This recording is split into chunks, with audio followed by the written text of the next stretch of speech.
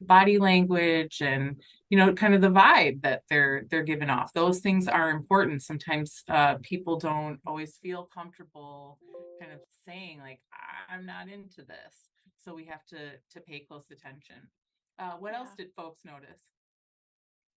I I'm glad that we had that definition slide because even though these things seem straightforward, I was just realizing that because sexual violence is not just what the media puts in our minds, like it's just rape. Mhm. Um, a- Mhm. any sexual act that does not have your consent is sexual violence. And so I'm literally sitting here realizing that a few times in my life that's happened to me, but I didn't Mhm. know what to call it because I knew it wasn't rape in the sense of how the Mhm. media wants you to think of it, but like I'm realizing now, wow, I suppose I've gone through this, and so that's wild.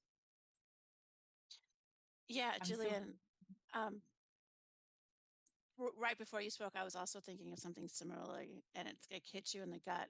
Because I remember having conversations with my friends, and I'm hoping, I'm like, I kind of absurdly hope that it's because this was like late 80s, early 90s, but like many of us just like, just knew like, okay, I'm ready to go to sleep or go home or whatever. Just let him be done with it. So it's finished. And like, not even had it.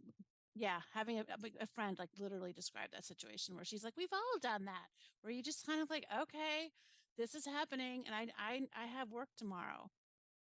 And so you, yeah, that's It's just kind of gut sickening. wrenching. Yeah. Like you Yeah. come to the realization when you weren't expecting it. Mm-hmm. Yeah, it's pretty Yeah. bad. And you And realize it's never anything that came to mind before. and it's so no, it was just it was so normal. Like my Yeah. friend didn't even. I don't think she thinks of it as coercive or Yeah. anything. It was just like you know, yeah, it's a It's bummer. what you do. And there's Mm-hmm. that kind of builds on generations. Because I Mm-hmm. remember the older generation, well, doesn't Oh matter yeah. if you're tired from cooking and cleaning all day and your husband's home, Mm-hmm. Mm-hmm. you're just gonna deal with it. Just wait, just do it and wait for it to be over and then everything is fine. And you're like, no, it's really not actually.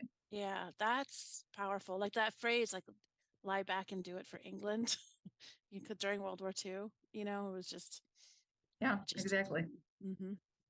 Yeah, it's And that baked was a into the joke. culture. Yeah, it really is. Jillian, I just want to take a moment and just I feel gratitude that you felt brave enough to share that Mm-hmm. with me, with us, with in front of the group.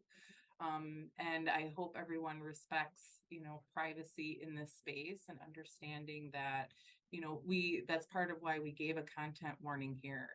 Like it's not uncommon for me, for Iden and I to do these workshops and have people like realize in the moment, like, gosh, I didn't realize that that's what happened to me. Mm-hmm. And it's not until we really kind of try to unpack what consent is and what it means in our culture and what it's supposed to mean and doesn't mean necessarily in our culture.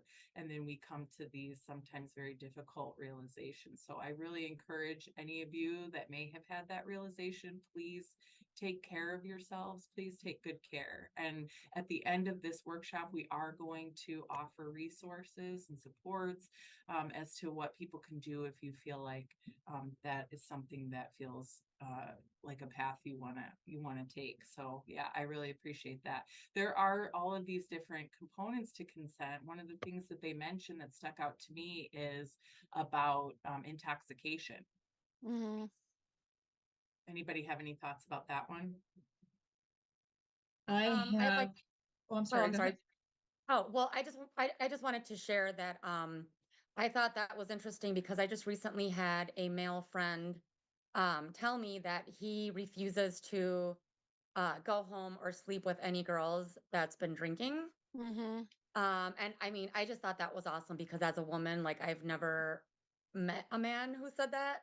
I Mm-hmm. feel like every guy is just like, okay, if she's into me and she's drinking, like it's cool. But I Yeah. really respected that. Like he's like, no, he just said that like if she's had any alcohol, he refuses to like sleep, to like sleep with Mm-hmm. her. Yeah. Hmm. Hmm. Remember, And a that's few really, years I ago, can understand that.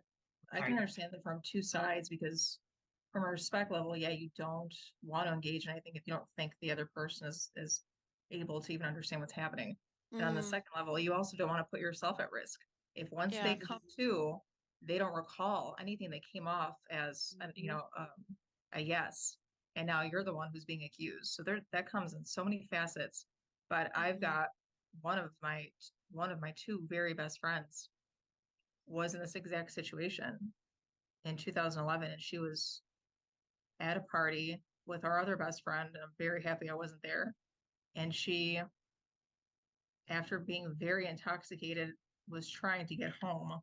And our other best friend told her, we'll leave soon and I'll take you home. Well, she kind of snuck away unbeknownst to anyone else and accepted a ride from someone who was keeping tabs on her, realizing that she was not clear-minded at all, and Mhm. offered her a ride, which she very quickly accepted because she needed to get home. And she eventually got home, but not before she was placed in the backseat of the car, went through a horrible rape, and then dropped off in the street in front of her home. And that's how she woke up and came to and realized what had happened. And it was her being taken advantage of, really, because she was very, very intoxicated and he was not. And, unfortunately, they were never able to, because she didn't know him and she thought it was just a good person saying, I'll give you a ride, everything's Oh. fine, relax, tell me where you live. And they never caught him.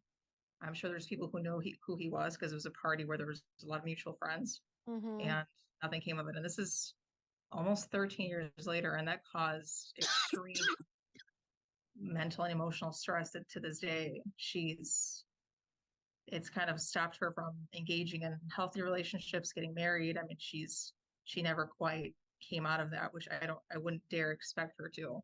But all of Yeah. it stemmed from one incident of her being very intoxicated. Yeah, no, it is sad how, one vulnerable moment can change somebody's life for Mhm. forever. And Yeah. so that's part of what this workshop is about, to encourage folks to look out for each other, right? We've all had those moments in our lives where we are vulnerable for whatever reason. Maybe we've had too much to drink, maybe, just somebody, for whatever reason. There are many factors that can interfere with somebody's ability to consent.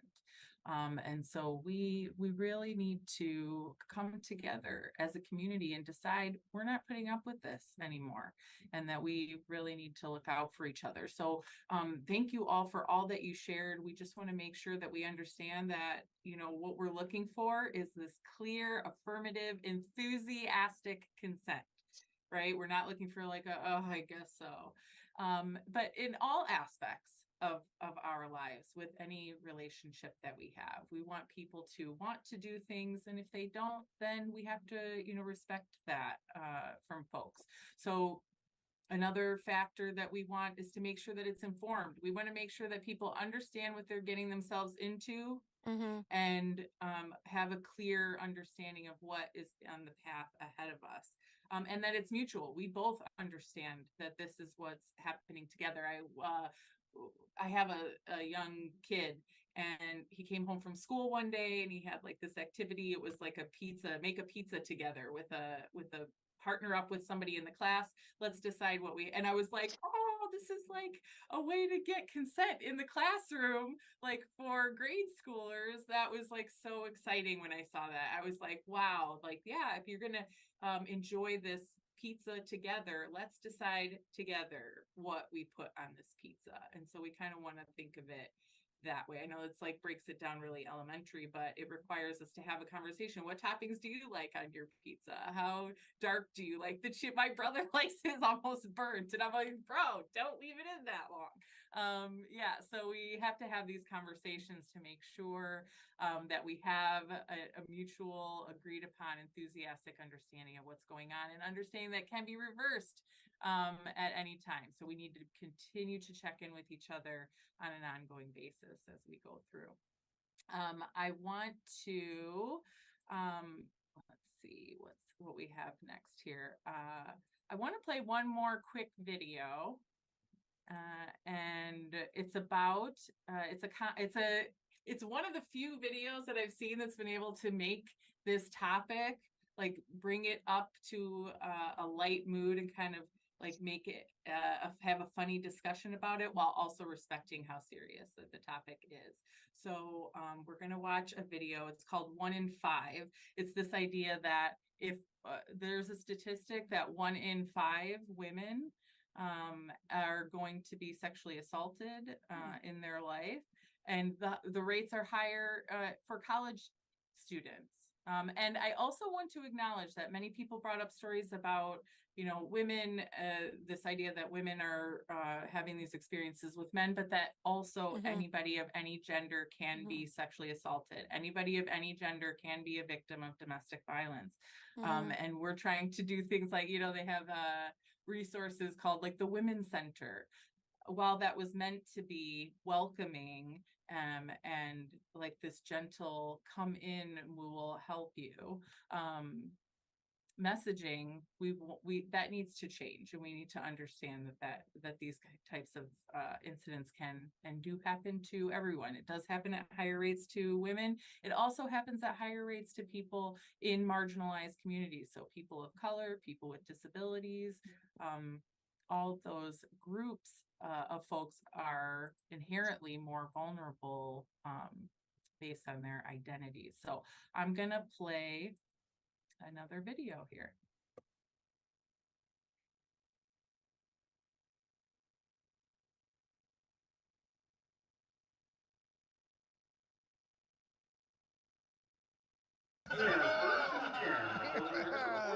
Team versus team. That's as good as it gets. Oh man, I've never had more fun my whole life.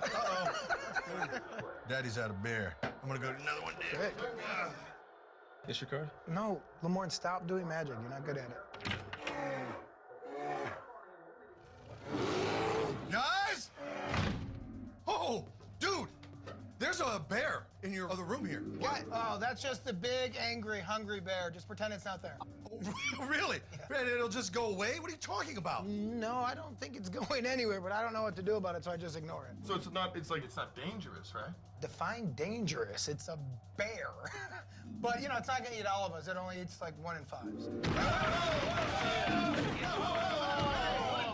I said only 1 in 5, so we're fine. That's a lot, man. That means one of us is gonna be eaten. Statistically. That doesn't mean 1 of us. It means 1 in 5 people getting eaten. Why aren't you doing something about this, man? Hey, what do you want me to do about it? You guys know the old saying, bears will be bears. That's not a saying. Lamorne, a bear will be a bear, so... You can't just blame the bear, not when it's attacking 20% of the people who come here. 20%? I said 1 in 5. Yes, that's 20%. No, it isn't. It's 1 in 5, you math nerd. Let's pile on this guy. Dude, you gotta get rid of this thing. Or at least warn us that there is a bear in the other room, man. We gotta look out for each other. What are you doing? Hey, what happens between you guys and the bear is none of my business. Wait, how is this none of your business, man? 1 in 5 people are gonna get attacked by this bear! God, you're overreacting. The bear is not gonna eat all of us. It'll be less than a quarter of us. None of us should die! And it affects us all, Jake. 1 in 5. How can you ignore something so important? How can I protect your friends? 1 in 5, 1 in 5.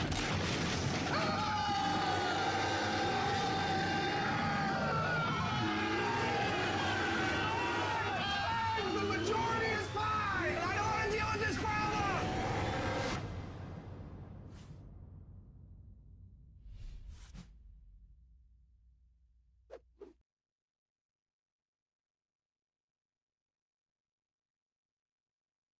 That's a great video on a lot of different levels. Yeah, that was great. Yeah, what was can somebody recap maybe a good takeaway that you have from this video? I love not all bears. Yes. I like at the end where he's like, I don't want to deal with this problem. Yeah, and he's like, like making the awkward smiley face. Or I It's said the 1 in idea 5. It doesn't mean the 1 in 5 of us, just 1 in a random 5 people. Right, statistically. Ms. Chapman? I think it's just the idea that there are people who exist who are okay with things happening because they're not the ones involved. So it's kind of like Mm-hmm. that bystander thing, just like not standing up for people when you know something is wrong, Mm-hmm. or because it hasn't happened to you or somebody you know. I It's like immediately thought watching of the Russell news. Brand. I immediately thought of Russell Brand and the one comedian who knew, it was all over the circuit, the comedian circuit, what a predator he was.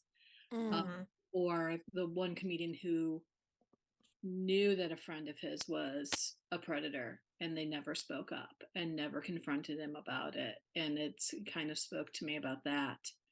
And the other thing too, and I don't know if we'll circle to it, is the idea of stealthing as a form of sexual assault and sexual violence, where there's a sex blogger, girl on the net, who just wrote a blog about an incident of stealthing that she had experienced, which is when you're talking about informed consent and what you're agreeing to, it was agreed between her and her partner that condoms would be worn at all times. And he pretended like he was going to put a condom on, and he didn't. And she realized at one point in the course of their activities, she thought it fell off, because that happens. And she's, where to go? Where to go? And he never put it on. And that in the UK is considered a form of sexual assault. It is considered rape. But again, like most things, it's hard enough to go ahead and prove actual physical rape, let alone something like stealthing. So yeah, it's a very complicated issue, especially if most people aren't familiar with what that is, or that's even something that happens to folks. So thanks for sharing that term and kind of explaining what that meant. That is definitely a form of sexual violence and falls under kind of what it is that we're talking about here. And yeah, this I think one of the things that I like about the video is that it really kind of shows, like, culturally how we as a culture deal with this issue, really, by not dealing with it, right? And that by not getting involved, people remain vulnerable.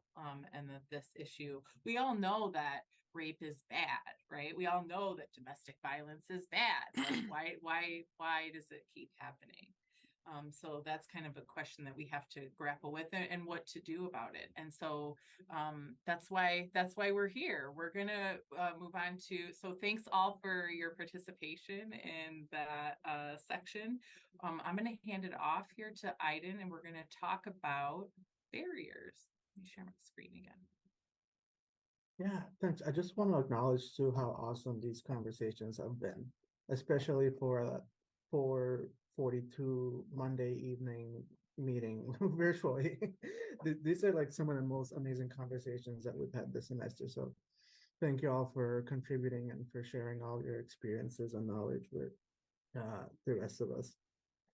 So like Annette said, we're going to start talking about barriers.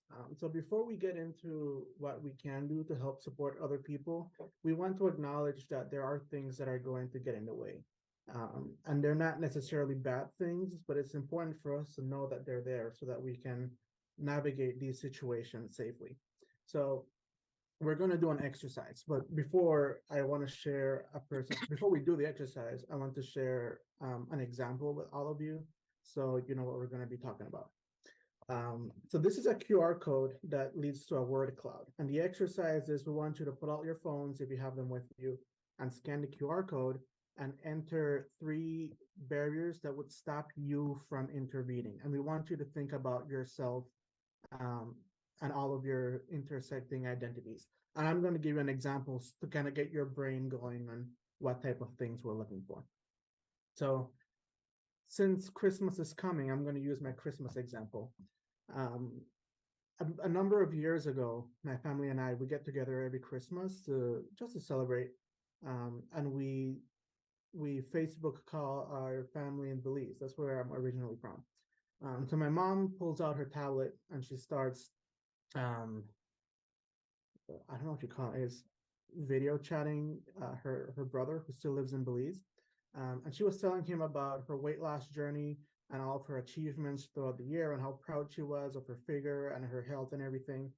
And her brother starts crediting my mom's boyfriend for everything and just kind of dismissing all of her hard work and her accomplishments.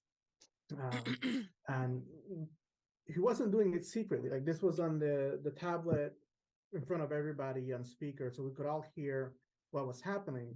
And we were all opening our gifts. No one said anything, and we just kind of let the situation pass.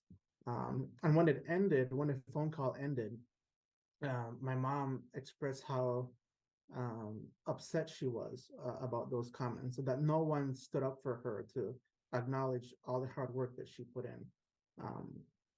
And so that is the example. And thinking about barriers that stopped us from doing something, we can consider things like, cultural considerations. So Belize it was colonized by England, but we're very Hispanic because all of the countries around us is Hispanic. So a lot of us are mixed in that way. And I don't know if you've heard the term machismo before, but it's a very male-centered, kind of misogynistic type of, identity or behavior, whatever you want to call it, where you don't challenge men. They do whatever they want. Women are like second-class citizens, and whatever they say goes. And that is how people are raised. So thinking about barriers, that was one of the things. We were raised not to challenge our fathers and our uncles, who were the authority figures in our family. Another thing was our environment, right? It was Christmas time. We were all opening gifts. It was very joyful, very happy. I think nobody wanted to kill the vibe. Nobody wanted to make the situation kind of upsetting, and that could have contributed to no one saying anything.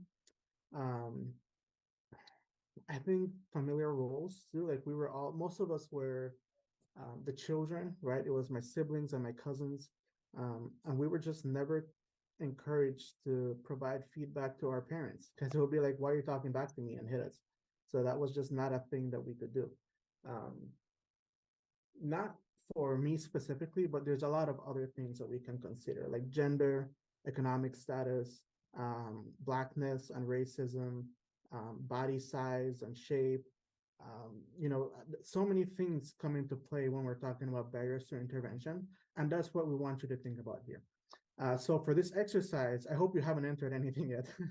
We want you to enter 3 words that might stop you. So 3 barriers that might stop you from intervening in any type of situation that you're witnessing. It could be like stalking, domestic violence, or intimate partner violence, or sexual assault.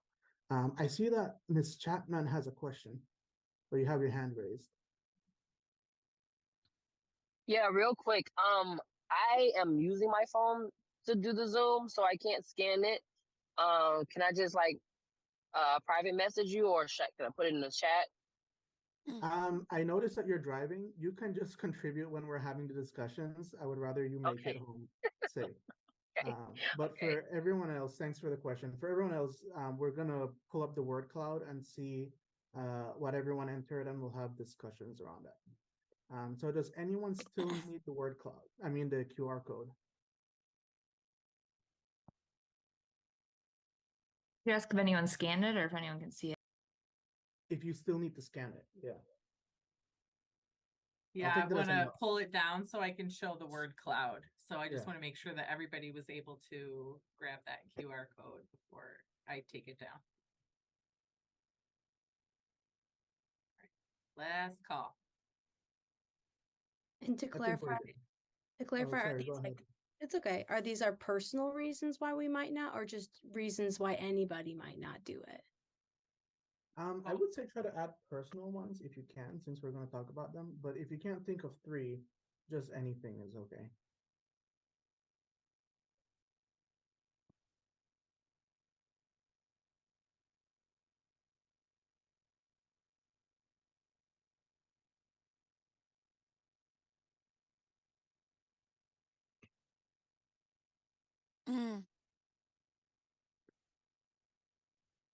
Oh, wow. So many responses. So the way this works is the bigger words were entered multiple times. Mm-hmm. And I will say that from what I'm seeing, fear is big. It's in the middle. That's Mm-hmm. pretty consistent with pretty much every workshop that we have done ever, at least in my case. Everyone has this fear, and it's attached to other things. So let me see what other words we have here. Yeah, Okay, there's a lot of weapons. Yeah, we tie that into the fear a lot. Weapons and physical danger. Let me see if there's any. Wow, you guys Embarrassment entered comes a up lot. a lot. That's great. Yeah, This is great. I it's a see lot of some words. job security. mm-hmm. Yeah, that's a good Or one. and job losses on there as well. Conflict also associated with some fear there.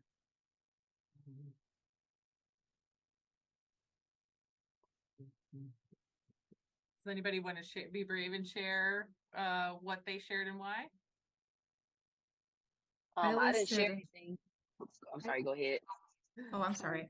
I listed, I mean, I did not list anything related to bystander, but I recently was discussing the in general the bystander effect, even outside of this type of issue, and how Yeah. people are more likely to not do anything. And that's always personally for me like an underlying theme. You're in a huge group of people and you're always hoping, Mhm. well, there's like 100 of us here, someone will say something. And I forgot how the entire saying Yeah. goes, but whatever it is It's like everyone bystander heard this, responsibility or something. right? There's a specific term for it. Yeah, there's a little saying, and I forgot exactly how it goes, but it's everyone could have done something, but whatever, someone thought that someone else would do it, but no one did anything. And that's Mhm. what it ends up being. But under that, for me, is like the fear, especially if you know one of the Mhm. people and you don't want to end up in that drama. And then what did I do? Did I do something wrong? And you're to leave a party or whatever, super embarrassed because it wasn't your business. Mhm.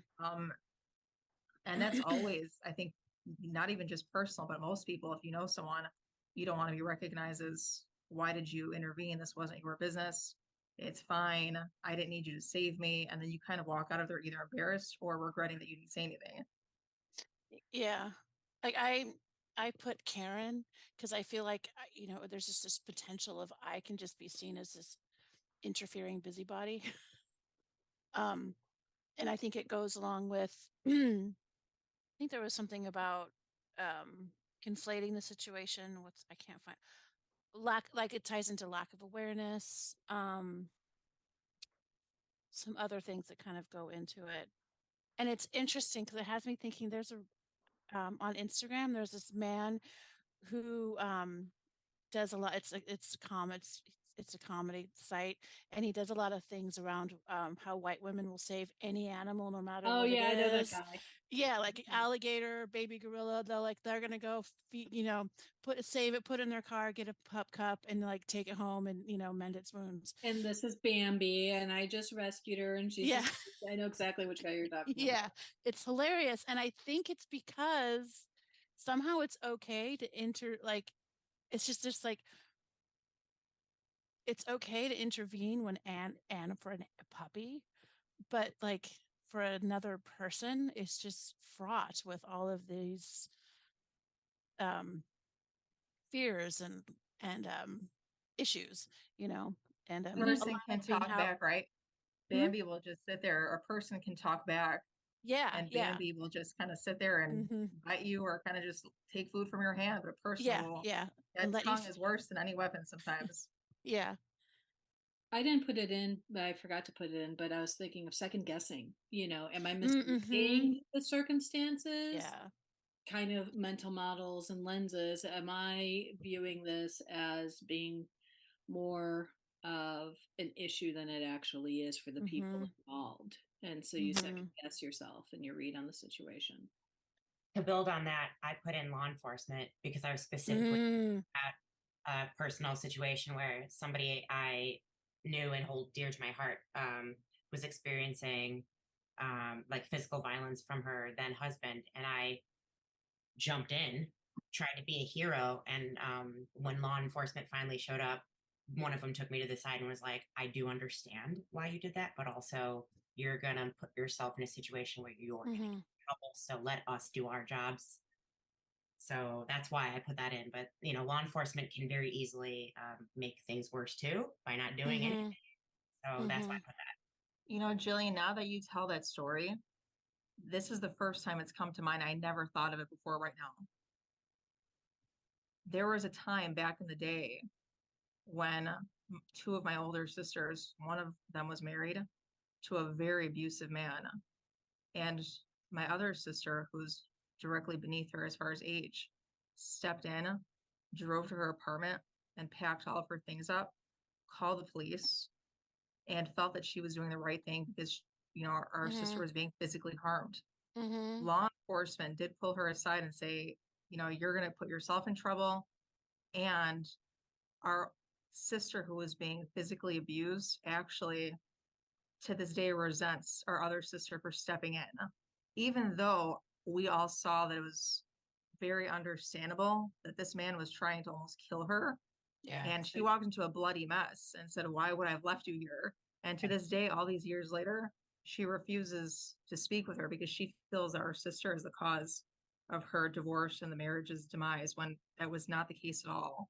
And that was not in my mind until you said that right now. Yeah. When we think we're doing the right thing sometimes, or what we consider to be right, we have to then somehow consider, like, I don't know, the law, which sometimes seems stupid, when it's like a moral dilemma where it just seems like this is clearly wrong. It's what you would want someone to do for you. Right. I mean, I would worry about like the law, because in my opinion, law enforcement doesn't always do what they're supposed to do, or the law isn't in favor of everyone it should be in favor of. And so, Yeah.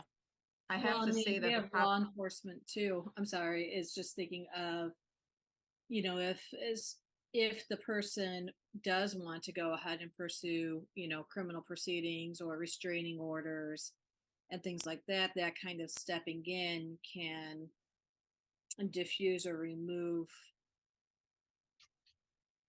or impact the ability to effectively take those action steps. Perhaps, maybe, I don't know.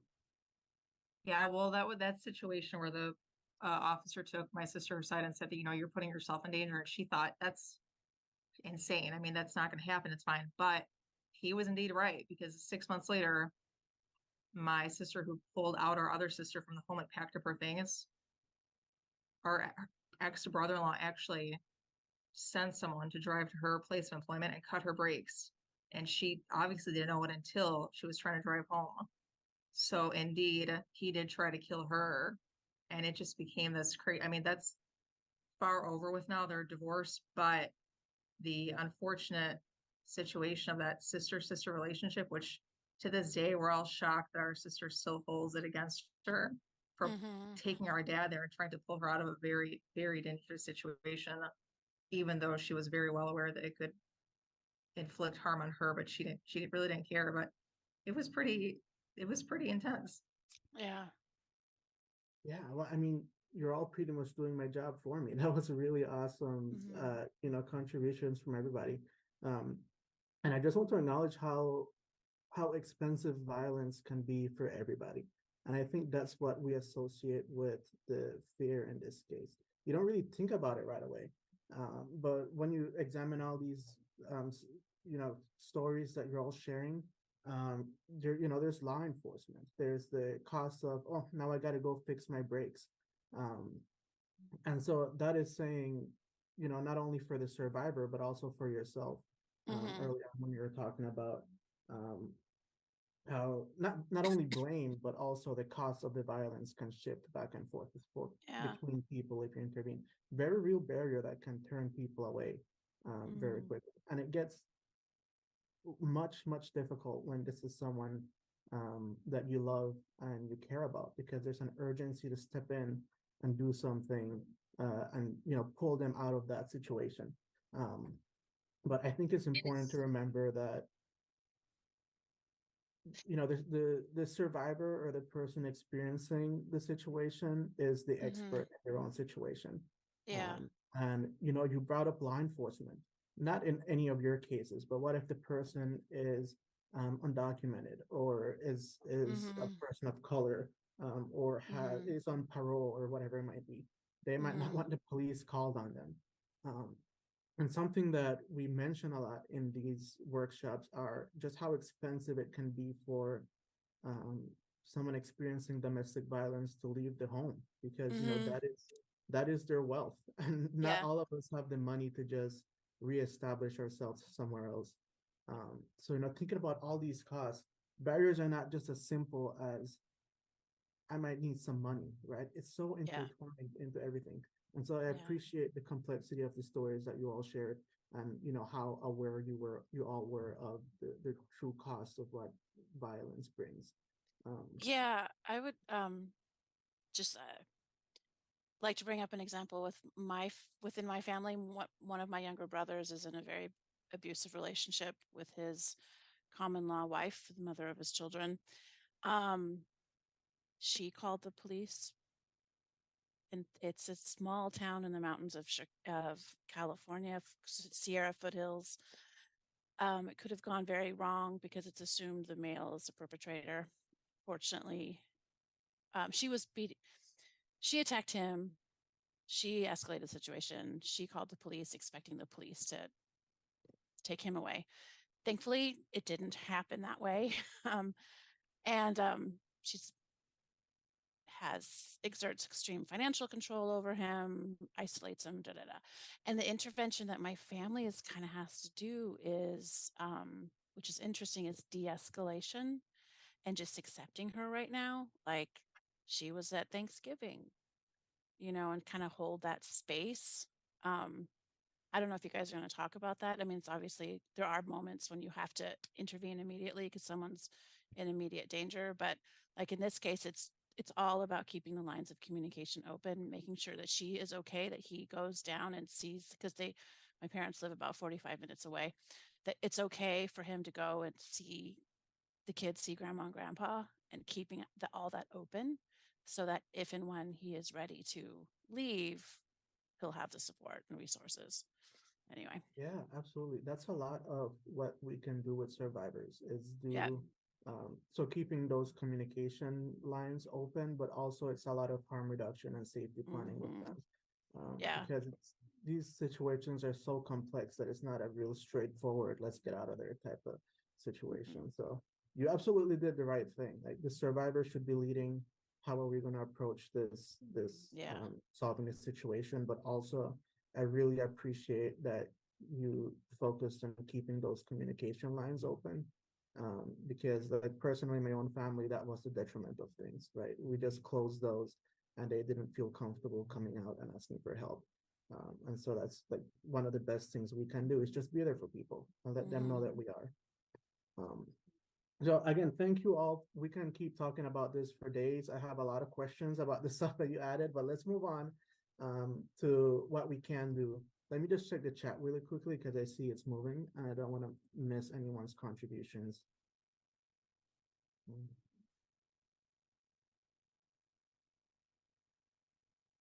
All right, thank you all who added to the chat. I will like your comments in a bit. Let's move on to what we can do to intervene in these situations. So we call these the 5Ds because they start with a D. And they're very straightforward tools that you can use when you leave here to intervene in,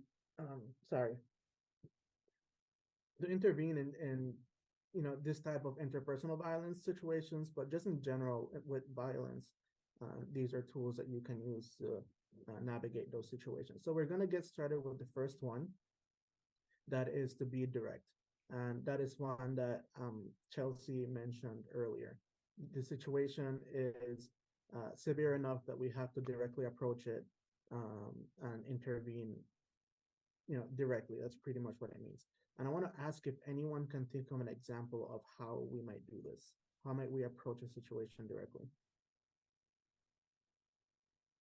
Perhaps by intervening and redirecting a conversation to a positive manner. Yeah, absolutely. And you mentioned a little bit of 2 different Ds there. But definitely I've seen a lot of examples where someone goes in and literally pulls that person out of that situation. And that is a great way of intervening, I think, because it doesn't have to be confrontational or aggressive, right? We've talked about harm reduction. That's kind of the approach that we want to take with things. We don't want to make it work. worse. That being said, though, we have to acknowledge that this is a riskier form of intervention, right? Because you're putting yourself out there. And so it's absolutely okay for you not to directly approach the situation if you have legitimate fears or perceived danger from the situation. We have other forms of intervention if that is the case. So thank you for adding that, Alicia. We can move on to the second D now.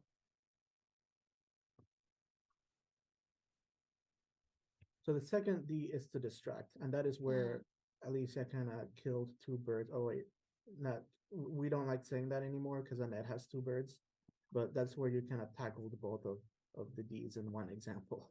But does anyone else want to provide an example of how we can distract in these situations? Oh, I like fed two birds with one hand. I see in the comments. I will adapt my example. May I give an example? Yes, go ahead. In a recent paper from this class from 303 and part of the RAIN assignments, one of the students wrote about a situation where they were in a bar and some guy was talking to this girl who really wasn't into it. And someone else came up and talked to the girl and was like, hey, don't I know you from elementary school?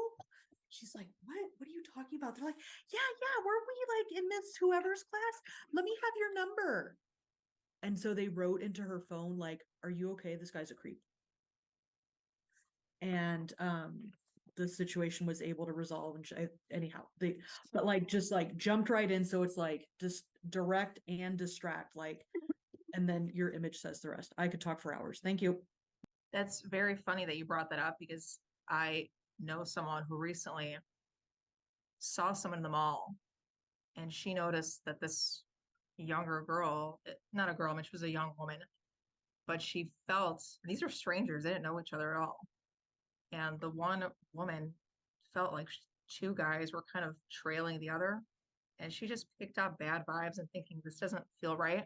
She went to the girl who these two males were following and pretended as if they were long lost buddies. Hey, we haven't seen each other since we were kids. Grabbed her, which scared the hell out of the other girl, but she grabbed her and said pretty loudly, oh my gosh, it's been forever since we've seen you. Do you remember, like, made up a story first grade? And she pulled her in for a hug and whispered in her ear, these two guys behind you have been trailing you. If you need help, let's walk outside together. No idea who they were, but it completely diffused. The two guys split up or, went their separate ways, and it didn't go any further.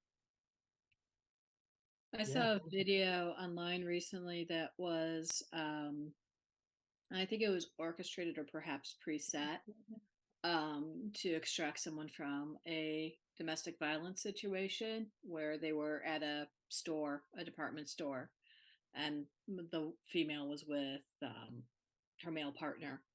And they were looking around and somebody came in and like distracted him by talking to him, and then the other person swooped in and guided the woman away. And before that, by the time that conversation had ended, he's looking around looking for the other person, the woman, and she had been kind of swept away out of the situation. And I think she had signaled that she, was, let's go. I don't know if it's that hand signal is one of the ones that she gave or something else. Yeah, great examples. And you're, again, like Alicia, you're adding a couple of Ds into that we're going to talk about some more. But let me see. So great examples for direct. Let me see what the other D is, just in case. Delegate.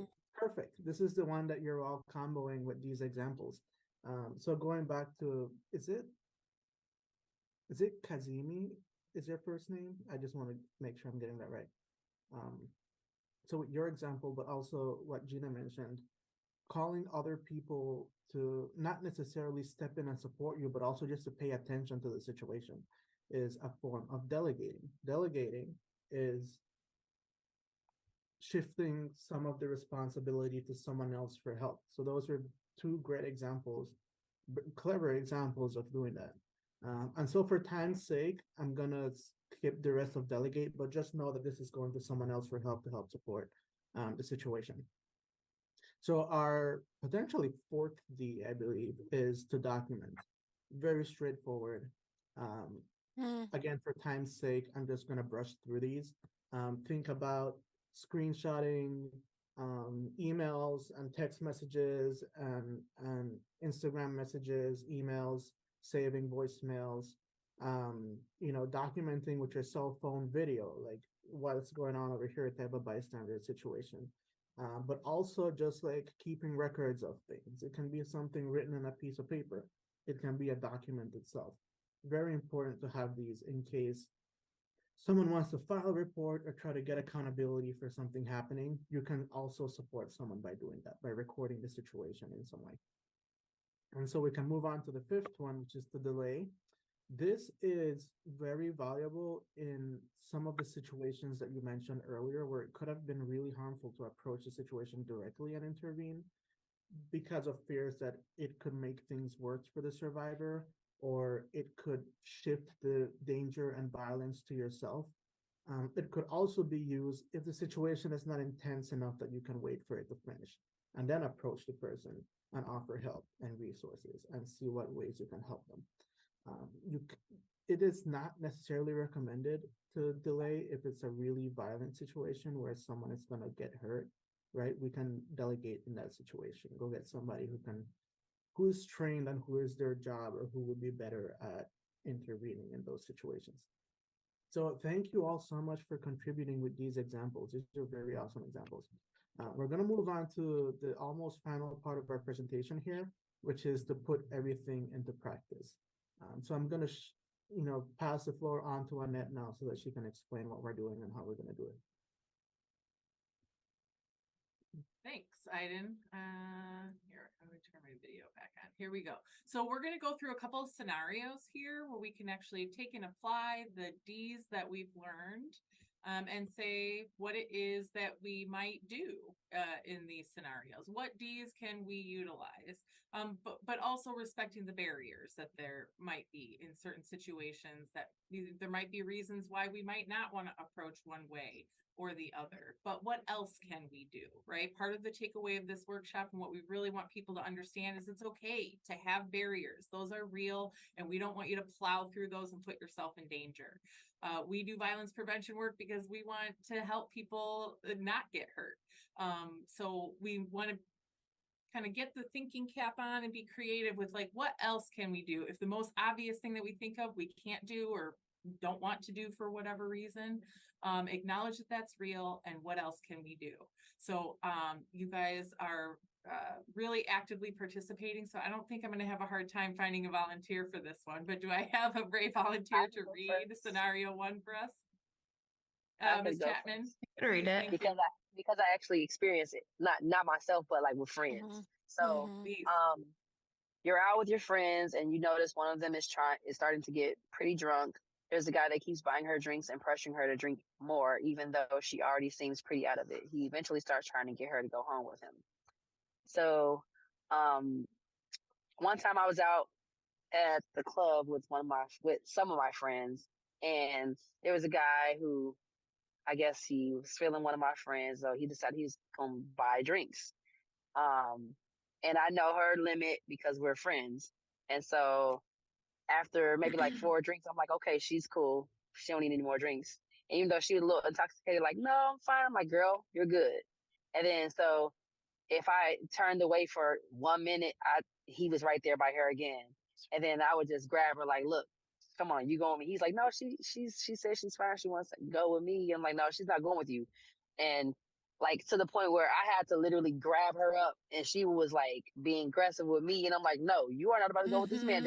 I know if something happened to you, I can't get you back. And then, I'm going to fight myself about it if something happens to you. So, yeah, that happens all the time. Ms. Chapman, thank you for being brave, not only for reading the scenario, but also sharing your example and being brave in that scenario to step in and say, this is not okay. I'm not going to let this happen to my friend.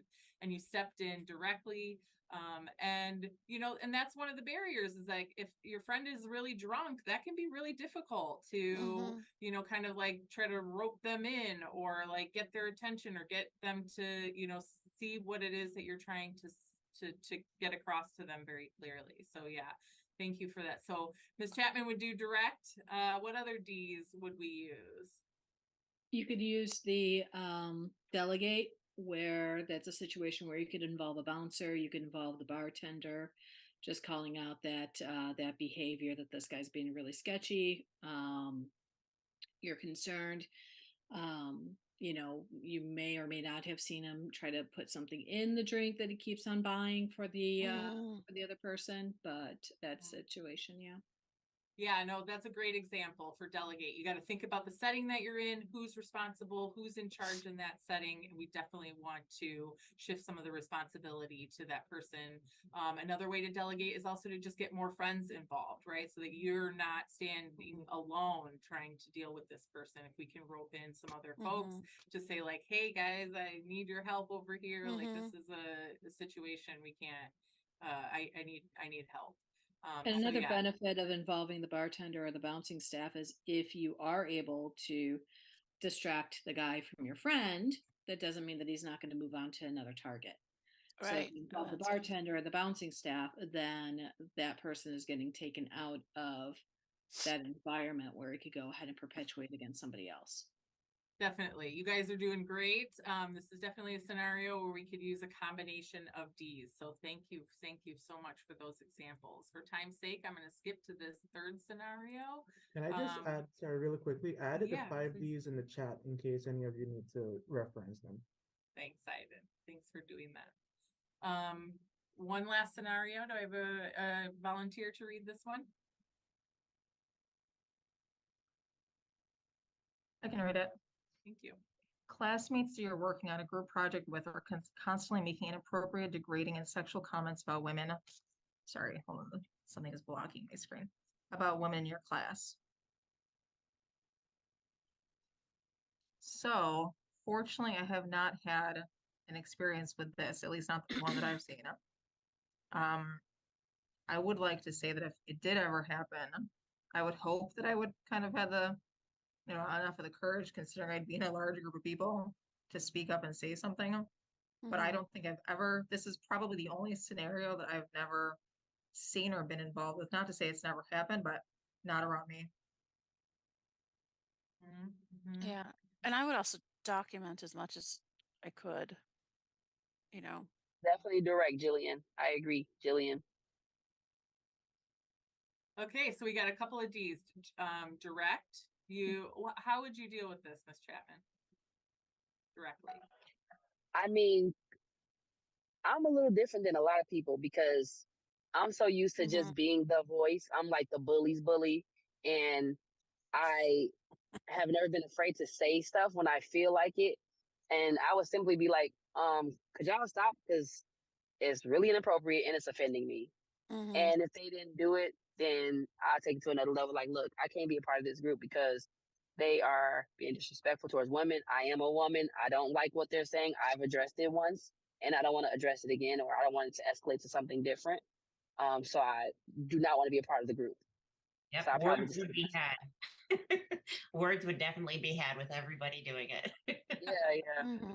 Yeah, this seems like a really outspoken group. So it sounds like many people would choose direct, which is a great approach in this scenario. Some people may not feel comfortable being direct.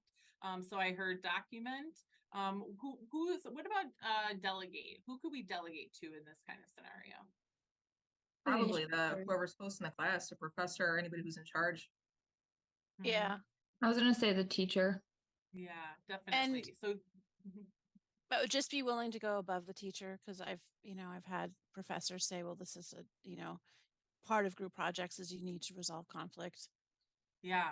So utilize, your faculty. If you don't feel supported in that way, utilize the other staff and resources that we have at NEIU, which we're actually going to bridge to right now. I'm going to hand it over. We're going to wrap up with some resources. We just want to review with y'all so that you guys know what's available here at NEIU. If you or someone you know needs help with any incidents that involve gender violence, we want you to know that there is resources and help available, and confidential folks that you can talk to. So I'm going to hand it back over to Aiden to wrap us up here.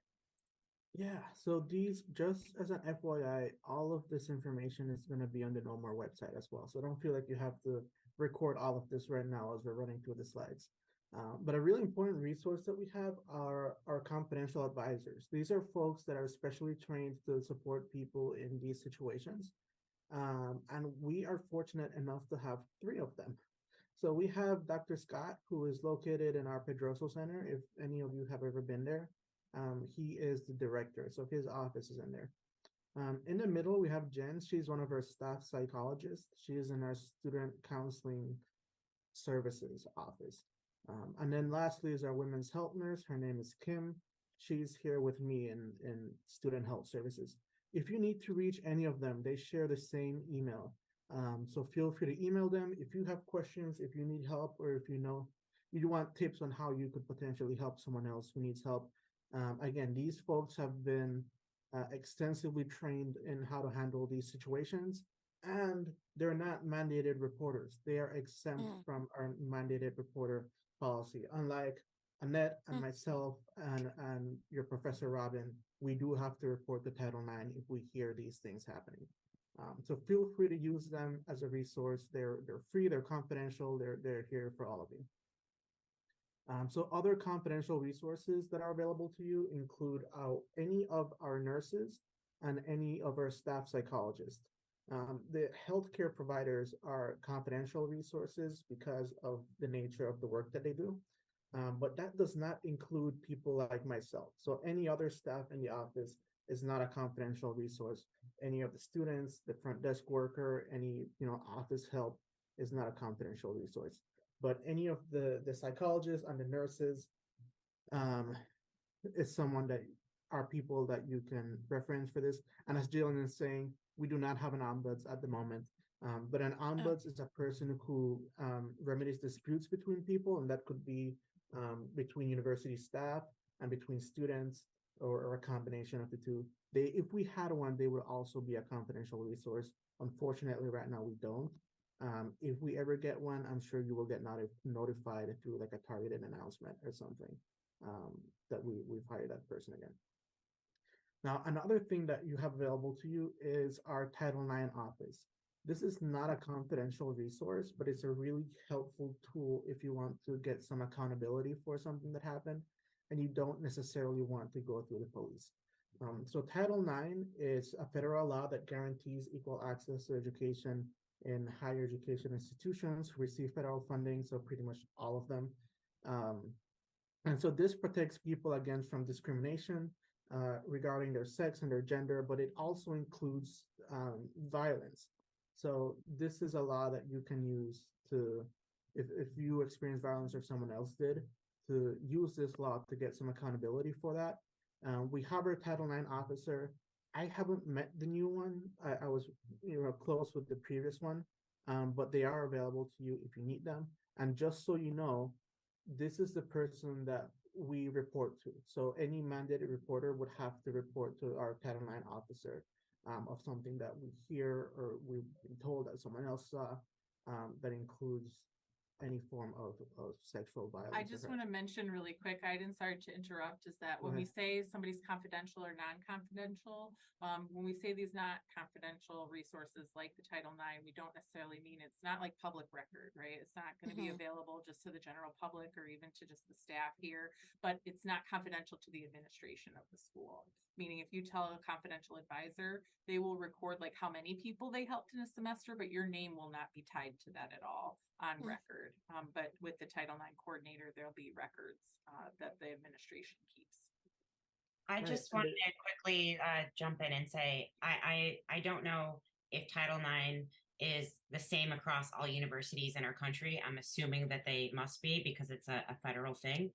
But Title IX at a different university in a different state, they required, if you were reporting somebody for having done something, they were required to notify the person that you reported them. So that's an important detail to know about because that's probably not the route a lot of people want to take anyway. Yeah, I will be honest. I don't know how this new timeline coordinator does things, and I'm not sure if a part of the law is that you have to disclose that or not have to disclose that. But in my experience, the Title IX coordinator here does not do that. If All they they do, if they have to do an investigation, if you want to right, move forward, just if you report, they don't necessarily have to do that. But if they conduct an investigation, they have to be able to give the other Yes, person the sorry, I opportunity to should have respond. added that in, but it was when I had experience with Title IX before at a different university. It was interesting to me that that was part of it, because that immediately stopped me in my tracks, and I did not want to go forward with my complaint to them for them to investigate. Yeah, I'm glad that they told you ahead of time though, because then that is giving survivors, that's empowering you and giving you the choice to decide if you want to go. And that is how we approach things here as well. We want to make sure that you guys are making an informed decision, right? When we talk about consent, this process involves consent as well. We're not just going to run away with things. We make sure that we have your blessing, so to say, every step of the way. right, yeah. To my knowledge, what Title IX would do if they get a report is reach out to people and offer an investigation. And then once they get the yes or no, then they move forward from there.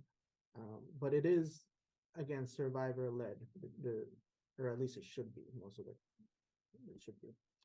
So these resources are not NEIU specific. So, feel free to use these with anybody. And they are very confidential. I trained with lifespan not with resilience. I trained with resilience, and they taught me just how confidential their services are. So feel free to use any of these. As you can see, they're tailored to different backgrounds. So we have Nagar, who works with Asian, East Asian, I believe. And then there's Kan Win, who's, I believe, just Asian in general. They have Mujeres Latinas, who's Hispanic. Lifespan and resilience, I think, just help everybody. I don't think they have a specific Lifespan demographic. specialization is in legal support Okay, and legal legal services. support. Yeah, and And I know resilience is resilience in does that too, sex as well assault. as. Sorry, what was that? Sorry. They specialize in support for rape victims. Okay. So there's the different resources. You don't need to memorize all these. They're on the normal website, but please know that we have many different partners, community organizations that you can reach out to that are free of charge, that will provide support to survivors that are tailored to the type of need that you might have. And the confidential advisors are also trained as to the differences for these organizations too. So they're a good resource to, if you're kind of deciding, like, I don't really know what I need, confidential advisor for sure. I want to thank Aiden for being my co-facilitator on this, and I want to just respect time. I know that Robin, I'm sorry we went a little bit later than we had wanted to, but the group here, you got a good group here. This is a great group. Like, hey, everybody, you guys did so great in this workshop. The one last thing that I'm going to ask is I'm going to put a QR code up on the screen. We're going to send you our entire presentation, but we just want a little bit of feedback from you folks. We want to know what stuck out to you as like the best part of this workshop. We want to know what we did well. We also want to know if there's feedback that you have as to what we can do to improve things in the future for future groups of students. But I just want to say in general, thank you for being here. Thank you for having your cameras on. I know that some people weren't able to do that but for those of you folks who were, it's just so nice to actually like see your faces and kind of see, how the conversation unfolds. So, what a great group. Thank you very much. Thank you for your time. Yeah, thank you. Yeah, I was I'll hand amazed. it back over to Robin, and I'll put the QR code up on the screen. Somebody was saying what they were amazed at what? How fast the time went. I'm just, thanks. It was very engaging. Yeah, thank you. Great. This was great. Thank you very much for offering this. You're welcome. I agree. Thank you so much. We're all so darn nice. No, it's great. I mean, amazing engagement tonight, as mentioned. So if I said hello to you and wrote your name down, you can go ahead and scan this, complete it today or tomorrow, and I'll look for your reflection papers. What did I say? I'm probably going to read those on Wednesday. Morgan, Diana, Matthew, and Anand, I think you're still here. I have you in as well. You're free to log off. I'll leave the Zoom open. I know we budgeted till 5:30. If you want to stay and chat a little bit, that's great. If not, you can get this QR code, and then Annette and I and someone put in the chat if there's a link to the survey. Just so you know, I tried to follow the QR Mhm. as we need access. Right. Yeah. That's what I was about to say. Go ahead and hit the request access or request permission or whatever, and I'll go in and approve. Okay. Thank you. Sorry if that Sorry was about already that, said. guys. And I will post everything Annette and Iden provide me in our course announcements if you want to take a look at this slide deck and the links. So thanks. You're welcome to sign off. You're welcome to stay. Oh my gosh. Thank you're you, welcome to all everybody. these faces. I love faces. Thank you. We can stay all Thank you, night. everyone. Thank you. Bye. Have a good night. Ciao. Good night. Good to Bye. see you all. Bye. Ciao, Bye, ciao. I Sydney. just have a Bye, really Dina. quick question. Bye, Anna. Can I, Yes. can I ask really quickly, where would we see, I don't see a QR code. Did I miss it or maybe I'm It looking was wrong? up, but it's not available. So Okay, we're got it. sending the link. It was Okay, part of the got it. screen share, but it wasn't working. So we'll get it in the course announcements. Perfect. Okay. Thank you very much. You guys have a good night. I appreciate it. Thanks, Dina. Thank you so Thank you much. so much. Thank Of you. course. Bye. Happy Have a good one. holidays. Thanks. Bye. Happy holidays. Take care, Tasha. Drive safe.